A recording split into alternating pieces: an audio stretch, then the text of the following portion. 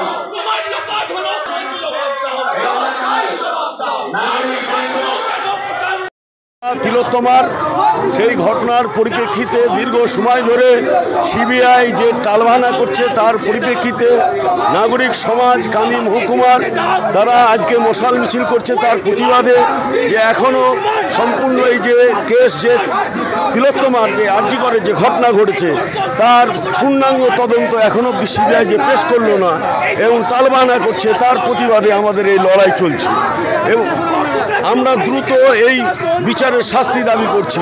যে অন্যায় করেছে এবং যে খুন এবং ধর্ষণ যে আরজিকরের যে ঘটনা, যে মূল যে মাথা মমতা ব্যানার্জি এবং তার ভাইপো তাদের যে চক্র, সেই চক্রকে ধরার দ্রুত যে ব্যবস্থাপনা সেটা সিবিআই করুক, তার জন্য আমরা পথে নেমে আছি গোটা পশ্চিমবাংলার মানুষের সাথে সাথে। আমরা কান্দি মানুষের মহকুমার, আমার নাম ফুলু মিয়া।